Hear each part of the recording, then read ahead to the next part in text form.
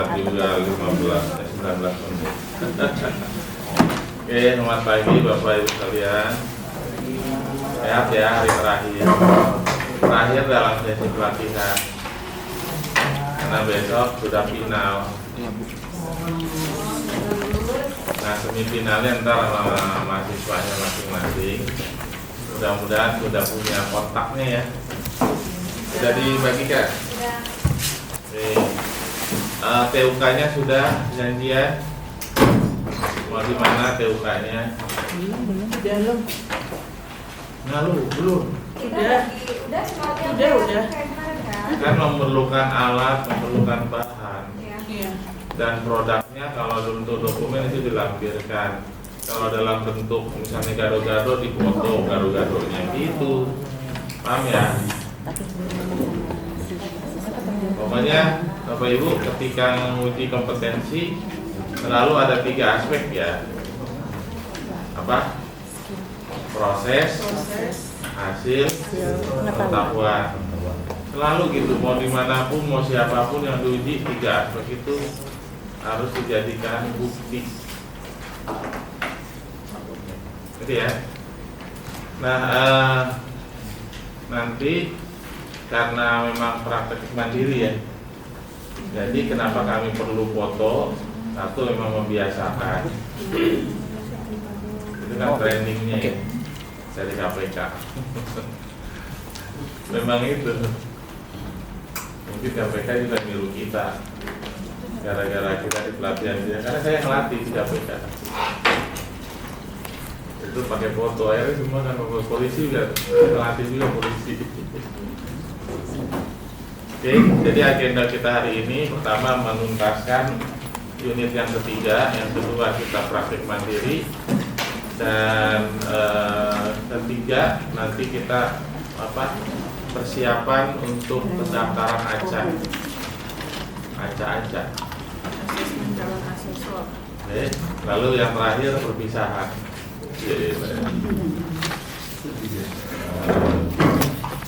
Oke, kita masuk ke yang kemarin kita sudah sampai sini. Kita akan ulang sedikit. Sekali lagi, pada unit ini adalah bentuk profesionalitas seorang asesor. Ya, satu demonstrasi kemampuan seorang asesor telah menguasai asesmen. Ingat, kemampuan menilai, kemampuan mengkaji ulang itu di atas kemampuan menguasainya. Artinya kesempurnaan penguasaan dari asesmen itu dilihat dari cara kita melakukan kaji ulang. Hanya orang yang kompeten lah yang mampu melakukan kaji ulang. Jadi wajar kalau kemarin Bapak Ibu masih bingung karena belum kompeten. Gitu ya. Ya, jangan frustasi. Nah, kegiatan kaji ulang atau kegiatan memvalidasi, sasaran utamanya adalah menilai apakah proses asesmen itu benar sesuai dengan satu, aturan buktinya ditegakkan. Oke, yang kedua, prinsip-prinsip asesmen benar diterapkan. Jadi ada 8 itu. Kalau uji kompetensi ya melanggar aturan bukti atau melanggar prinsip asesmen, maka itu dikategorikan ya uji kompetensi yang tidak baik. Gitu ya. Nah, untuk mencapai itu perlu pemahaman tentang alur bagaimana melakukan validasi. Kemarin kita sudah coba dengan cara yang pertama, yaitu menilai instrumennya, gitu ya, secara garis kecilnya. Ya, apa yang kita pakai dalam instrumen? Tahu nggak Bapak Ibu ada berapa instrumen? Kalau dalam textbook ada 200. Yang kita pelajari ya cuman ada 5. apa itu, portofolio, wawancara, demonstrasi, ditulis, tulisan, itu doang ya. Iya, cuma itu doang. Padahal ada 200 kalau di textbook. Nah, itu nanti pengembangan lebih lanjut lah. Ini kan tahapan pertama ya, memasuki gerbang asesmen. Oke. Nah, kita asumsikan bahwa kita sudah melakukan itu 2 kali. Yang map merah sesama teman, dan uji coba untuk yang demonstrasi juga sesama teman. Oke, pelaksanaan validasi boleh dilakukan kapan saja. Sebelum pelaksanaan asesmen boleh, ya, selama pelaksanaan asesmen boleh, ataupun setelah pelaksanaan asesmen boleh.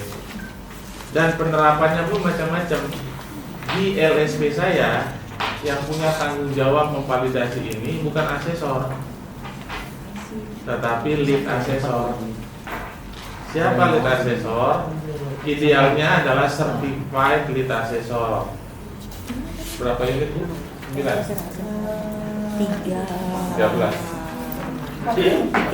Sama mama. Iya. Jadi itu ya, yang membuat ini lead asesor tuh ya Bu Direktur. Siapa lead asesor? Ada 2. Satu yang certified, yang kedua yang dianggap senior atau yang paling menguasai di kelompok itu, ditunjuklah jadi lead asesor. Biasanya yang tampil tuh manajer sertifikasi, harus keluar tampil jadi lead asesor. Nah, lead asesor inilah yang membuat ini. Tapi di beberapa LSP, asesor juga suruh buat, walaupun nggak efektif jadinya. Kenapa? Udah ngerjain tugas, ngerjain laporan. Ini kan laporan sebenarnya, paham ya? Oke, tapi karena tadi digilir tuh nggak jadi lead asesor, maka setiap asesor harus bisa. Ya kan? Oh, hari ini lead asesornya A, besok si B, besok lagi C, gitu. Nah, makanya kalau dapat giliran kan mau nggak mau bisa bikin ginian kan. Oleh karena itu dalam pelatihan juga harus bisa. Oke. Kemarin ada 2 laporan yang harus dibuat. Kalau di tempat saya, karena saya direkturnya, saya manage seperti itu. Yang pertama yang kemarin kita lakukan di IA 11 itu dikerjakan oleh lead asesor. Yang kedua yang dikerjakan oleh lead asesor ini, ya, formulir PA. Udah dibuka formulir PA-nya? Udah dicetak semua ya? Oke. Nah, salah satu laporannya adalah ini, ya, menentukan problemnya. Kita lihat pelor, masih ingat ya, pelor. P-nya mewakili problem, yaitu masalah yang diidentifikasi sebagai ketidaksesuaian. Jadi Bapak Ibu udah tahu ya apa itu masalah, apa itu informasi. Yuk. Baju robek itu masalah nggak? Informasi, masalahnya apa? Ketampilan tidak confident. Sama seperti itu, masalah di sini itu adalah itu cuma 8. Itu. Oke, nggak bawa uang masalah nggak? Bukan, itu informasi. Nah itu, jadi jangan terkecoh antara informasi dengan masalah. Kalau bagi saya nggak punya uang nggak masalah, emang masalah buat lu, itu kan? Masalah apa? Perpinjam. Kalau definisi masalah adalah gap antara harapan dengan fakta kan? Kalau harapan saya menyesuaikan fakta, masalah nggak? Enggak. Itu maksudnya. Ini kita lagi naik mobil, ada kawan kita jalan kaki. Kasihan ya dia, kenapa? Jalan kaki. Lo orang dia pengen sehat. Seringkali kita gitu asumsi. Nah itu, jadi masalah itu hanya merujuk ke 8 ini, 4 aturan bukti dan 4 prinsip asesmen. Itu kalimatnya, belum terpenuhi. Paham sampai sini, paham? Oke, udah ada contoh ya, gampang ya. Lihat, sekarang L mewakili location tempat. Tempatnya bukan di mana-mana di TUK atau segala macam, bukan. Itu tempatnya ada di 8 itu. Itu ada di formulir PA. Coba lihat di formulir PA-nya. Ada kan? Nah, itu jadi tempat atau lokasinya. Menunjukkan di mana masalah tersebut ditemukan. Kenapa? Supaya mudah. Ingat, masalah yang dimaksud ini adalah harapannya dengan adanya validasi itu dapat diperbaiki. Gitu ya. Oleh karena itu identifikasinya hanya ada 8. Enak ya? Yang tadi masalah ada 8. Ini lokasi ada 8 juga. Ya, cuma nambahin kata pada. Ya kan? Keaslian belum terpenuhi. Pada udah selesai. Apa? Oke. Sekarang O, mewakili objektif atau bukti. Nah, dari pelor itu O inilah yang harusnya dicari. Yang tadi saya bilang informasi. Nah, itulah objektif namanya. Nggak punya uang, nah itu objektif. Oke. Refleksikan terhadap harapan. Harapannya apa? Yang 8 tadi. Nah, objektif itu terjadi di seluruh proses asesmen. Tuh, proses sertifikasi, lihat kan? Dari mulai penyampaian berkas sampai pada keputusan. Betul? Semua itu boleh Bapak Ibu mewakili berkas permohonannya, boleh menyebutkan ya objektifnya itu apel 01-nya, boleh menyebutkan konsultasi pra-asesmennya, boleh menyebutkan pengisian apel 02-nya, MAPA 01-nya kah. Pokoknya semua proses sertifikasi itu menjadi objek pengamatan. Ya, adakah sesuatu yang nggak pas, ditemukan sesuatu yang kurang pas. Paham sampai sini? Jadi sekali lagi, objektif adalah bukti objektif yang ditemukan ketidaksesuaian. Nggak sesuai. Apel 01 harusnya diisi pada saat pendaftaran, lo nggak diisi, berarti masalah nggak? Temuan ya, temuan gitu loh. Ketemunya di mana tuh? Oh, di pendaftaran. Oke. Lalu muncul masalahnya apa? Kalau nggak daftar kan gitu. Ingat tadi tuh, jangan masalahnya apa? Nggak punya uang. Nggak punya uang tuh objektifnya. Masalahnya apa? Dampak dari gap antara harapannya dengan objektifnya. Ya, kalau auditor sih udah biasa ya. Yang udah pernah auditor siapa? Nah, udah tahu ya, pelor ya.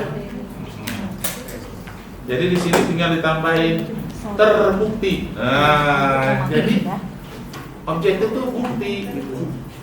Misalnya tadi, ya keaslian belum terpenuhi pada bukti-bukti yang dikumpulkan. Terbukti IA08 belum dibuat. Gampang ya? Ada yang bisa ngasih contoh yang lain? Ya Pak Diko, contohin. Oke.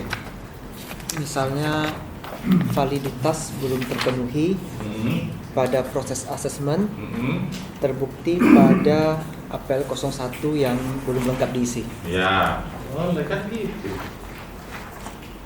Nah, jadi untuk mengetahui objektif, apa caranya? Ambil berkas sendiri atau ambil berkas kawan kita lihat, baca. Ya, oh iya, apel 01-nya benar nggak tuh diisinya?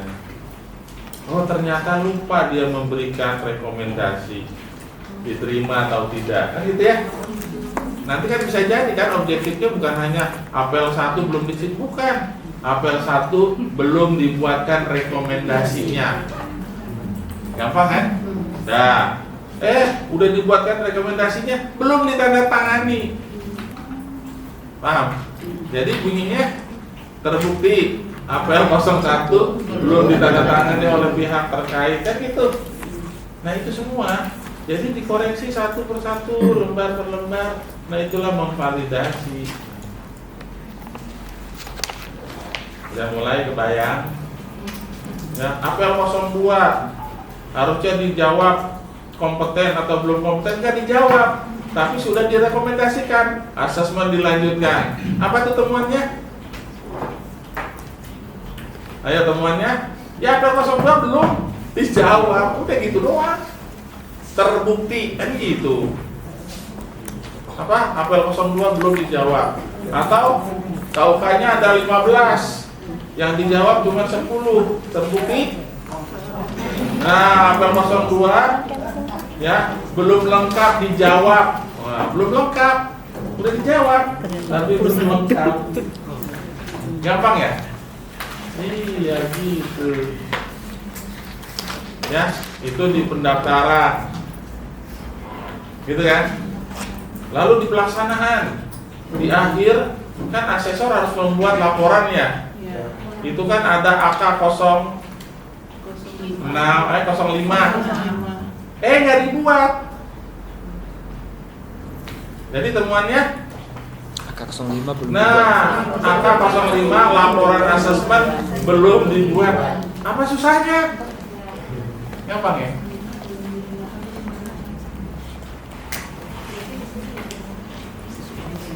Udah ya, udah kebayang ya. Kemarin kan karena faktor ngantuk udah lewat jam 5, jadi seolah-olah susah. Udah sama aja ya. Oke, yang terakhir referensi. Nah, gampang referensi. Unit mana yang diuji? Ya, di situ ada tuh di persiapannya. Ya. Apa aja itu? Saya juga nggak catat. Ya, standar kompetensi kita rujuk. Iya. SOP kemarin udah dibuat ya. Iya. Terus manual instruction atau book manual book. Kalau ada iya dicontohin, kalau tidak ada udah berarti minimal ada 2 gitu ya. Terus dokumen terkait skema sertifikasi Ada. Kontreng. Perangkat asesmen Ada. ada. Peraturan atau pedoman BNSP misalnya nggak tahu. Ada tapi nggak tahu. Ya nggak usah. Berarti cuma 2 di kiri 2 di kanan kan. Nah, mana yang paling cocok yang sekarang misalnya ya Bu Lela lagi melakukan validasinya punya Bu Ayu. Ya sudah, karena Bu Ayu ada di unit kompetensi, itu kan bagian dari standar kompetensi. Sudah rujukannya, contohnya. Ya, tinggal ditambahin kata-kata sesuai dengan ya standar kompetensi atau unit kompetensi apa. Selesai. Paham ya?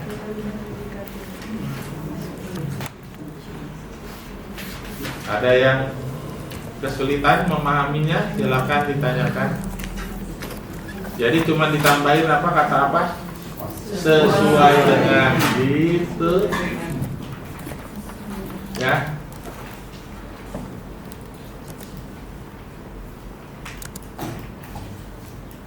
Oke. Nah, sekarang kita mau praktekkan contohnya. Agak kecil ya. Mana yang gede ini ya? Baca nggak?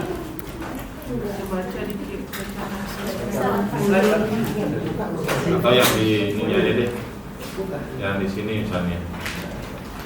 Nah, nih, ya, temuan validasi. Ada nggak tuh pelornya? Kevalidan belum terpenuhi pada proses asesmen itu L, terbukti FR APL 01 APL 02 belum diisi sesuai dengan unit kompetensi PMB nomor sekian referensi, yaitu melaksanakan tugas tanggung jawab keselamatan bla bla bla bla. Ada pelornya? Nah, inilah cara membuat validasi. Jadi merangkai ya. Tapi kalau ngarang susah.